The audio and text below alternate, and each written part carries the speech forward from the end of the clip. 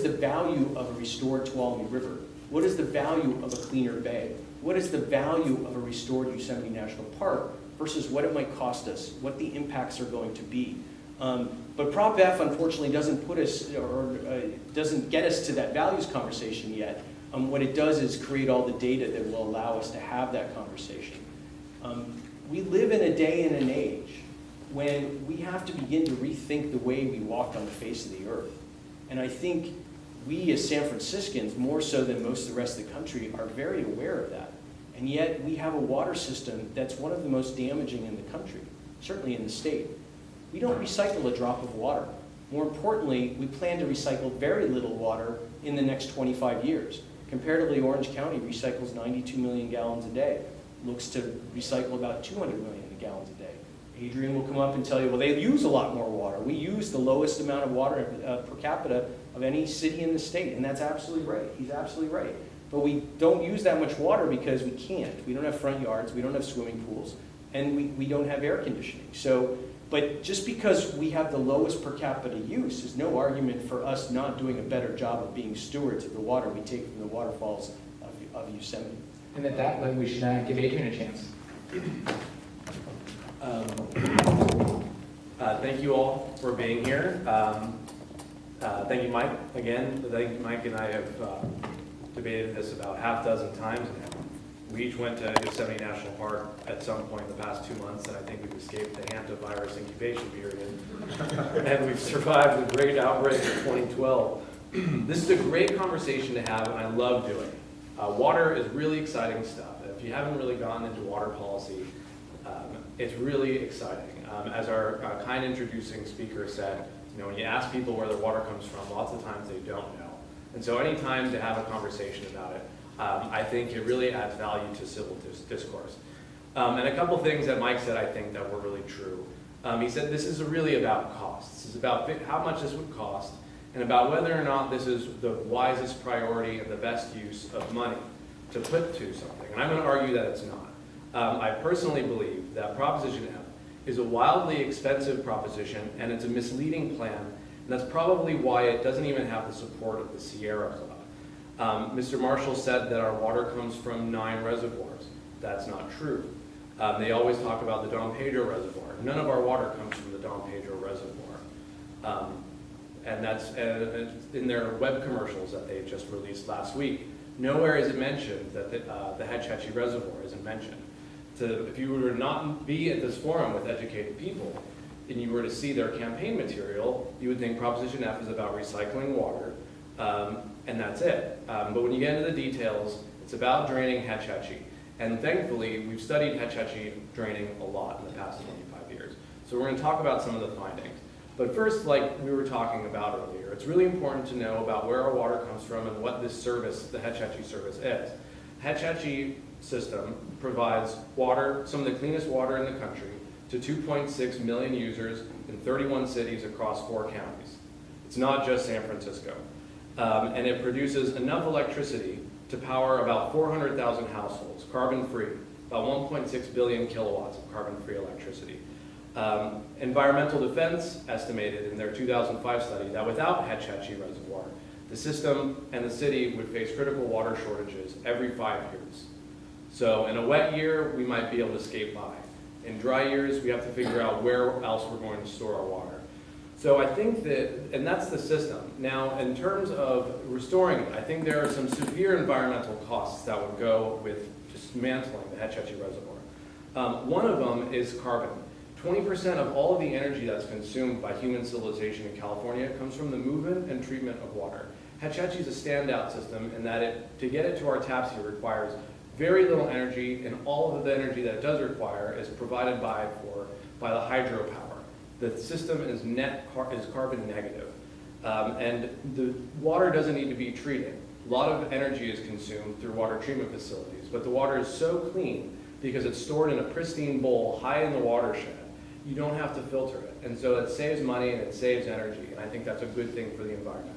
The SF Guardian argued that if you were to replace the Hetch Hetchy Reservoir, if you were to dismantle it and take out the power capacity, it would result in a net impact of 387,000 metric tons of new carbon emissions for the city of San Francisco. That's something that needs to be considered over the weighing of a restored valley. Restore Hetch Hetchy calls for building a temporary coffer dam upstream from the Hetch Hetchy Valley, deeper into Yosemite Park, and they propose storing the 900,000 tons of concrete that be dismantled from the dam at Camp Mather. What are you going to do with that? We don't really know. So, but I think the real problem with this and where this conversation really ends is with the costs. The Department of Water Resources estimated the cost of dismantling Hetch Hetchy Reservoir is $3 to $10 billion. $3 to $10 billion. Now, when you look on their website and you ask who's going to pay for that, the answer is state and federal resources. I don't think a Republican Congress is going to give Nancy Pelosi's district a dime to dismantle their perfectly well-working water system so that several folks can have a new campground in Yosemite Valley. I don't think that's going to happen. So what's going to happen, and I don't think the state of California, broke as it is going to pitch in any money for this either. That leaves San Francisco ratepayers to foot the bill for a $3 to $10 billion proposition. Now, you divide that between the city's few water ratepayers, you're looking at $2,770 per ratepayer per year for 30 years. Now, again, cost. This is an enormous amount of money. Mike's going to say this is only an $8 million plan. Well, $8 million plan. Gee, the new recycled water facility that was built to deliver recycled water to Harding Park cost $9 million. For this plan, we could build another recycled water facility. $8 million is enough to pay for 160 teachers. You got to recall that in 2011, California nearly shut down 70 state parks for a budget cut of $11 million. $11 million. And as far as the $3 billion total price tag goes of the thing, now with the federal resources, you got to recall that the entire national parks budget is $3 billion. You'd be asking Congress for one project to triple the entire budget of the National Park Service. I don't think it's going to happen. So how do we know these details? We know these details because, as Mike said, it's been studied to death. The Bureau of Reclamation studied it in 1988. The U.S. National Park Service studied it in 1991. The University of Wisconsin studied it in 2004. Environmental Defense studied it in 2005. The American Water Resource Association studied it in 2006. Restore Hetch Hetchy did a study in 2005. And the Department of Water Resources studied it in 2006. I say San Francisco saves $8 million, looks at the studies that have already been done, and I think it concludes that the costs overwhelmingly outweigh the benefits.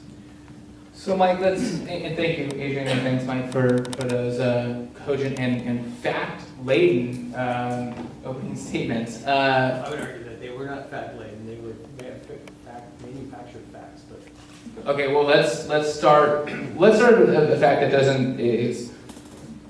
looks like it's manufactured quite a bit, number of studies. This is a question that I do have for you about the core question is, should we study dismantling the water and power system in the Tuolumne River system and then the O'Shaughnessy Dam? So the question to you, Mike, is given that there are all these studies, and you addressed this in your opening statement, given that there are all these studies that have been manufactured, why do we need to do this? So we should never study dismantling the system, and no one is suggesting that. Not one of these studies do. The system is 9 reservoirs with 3 different watersheds, and none of that's going to change if you consolidate from 9 reservoirs into 8.